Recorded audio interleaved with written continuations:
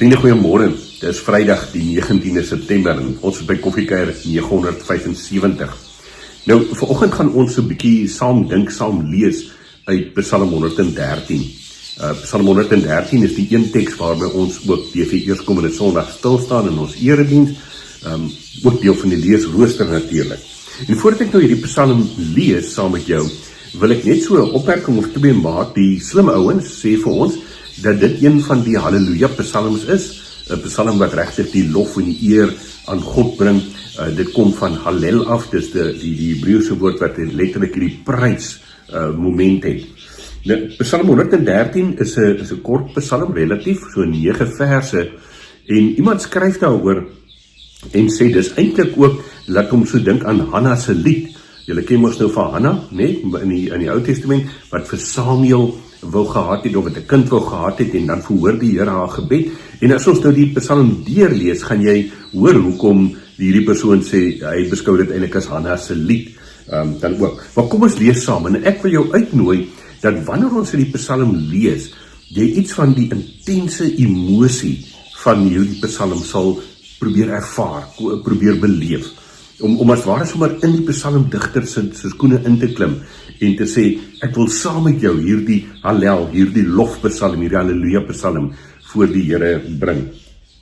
Psalm 113, daar word nie gesê wie dit geskryf het nie, dit is nie toegedig aan 'n spesifieke digter nie, maar hoor hierdie woorde, prys die Here, prys dienaars van die Here, prys die naam van die Here.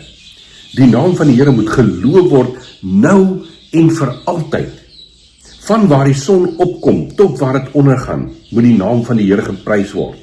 Hoog bo al die nasies heers die Here, sy mag strek selfs oor die hemele.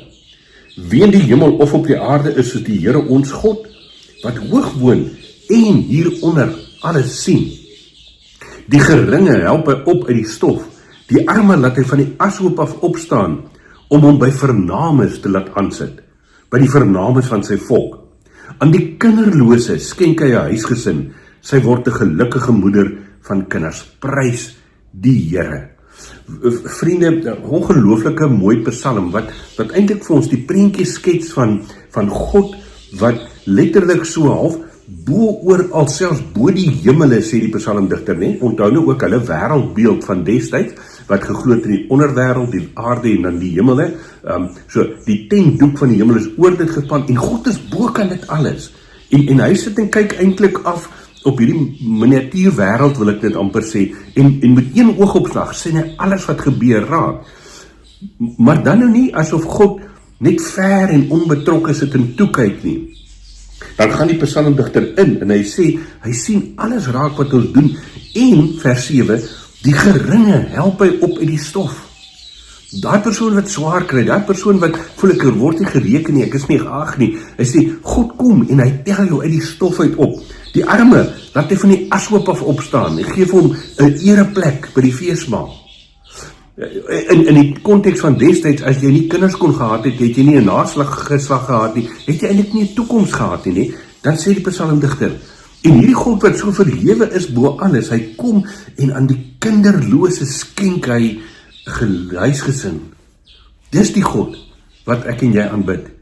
Dis die God wat ons kan prys en wat ons kan sê, Halleluja, Here, U is ons koning. Want hy is hierdie een wat alles raak sien, alles in beheer het en betrokke is by elkeen van ons se lewens. Nou, as ek en jy met hierdie boodskap van hierdie psalm so 'n bietjie in die agterkop maal vir dag en môre, vriende, ook in voorbereiding op Sondag se erediens, dan wil ek jou uitnooi om eintlik so 'n bietjie sommer 'n lysie te gaan maak vir al die goed in jou lewe waarby die Here betrokke is.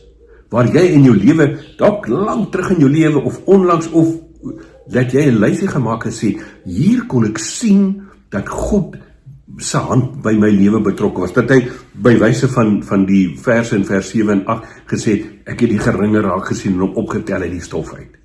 Gaan maak hy lysie van hoe God by jou lewe betrokke is, en ek wil dit waag om te sê, as dit nie vir jou genoeg rede gee alreeds om in 'n lofbetuiging voor God uit te bars nie, dan kan jy maar so 'n bietjie luister na die verhale en die getuienisse van ander gelowiges, wat op 'n manier kom sê, waarmee was God in hulle lewe al besig?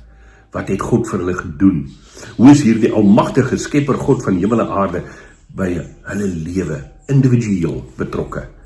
Ons gaan Sondag in ons erediens so getuienis hoor van een van ons lidmate wat 'n lang pad gestap het met nierversaking en probleme en op die ou end 'n nieroorplanting gekry het en God wat beskik het, God wat voorsien het, sodat sy ook met ons Sondag haar getuienis kan deel.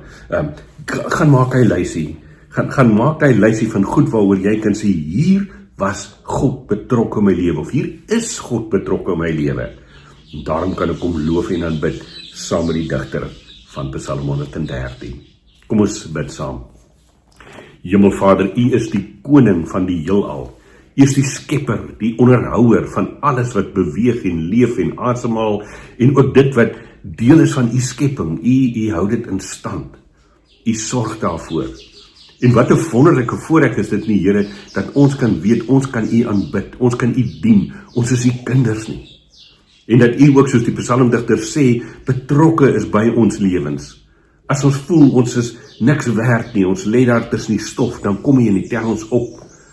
As ons so arm is dat ons op 'n ashoop moet gaan sit en grawe om iets te kry om te eet, dan kom U en sê, nee, kom hou fees saam met my.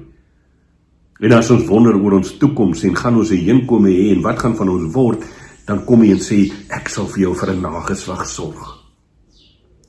Ons eer U daarvoor, Here.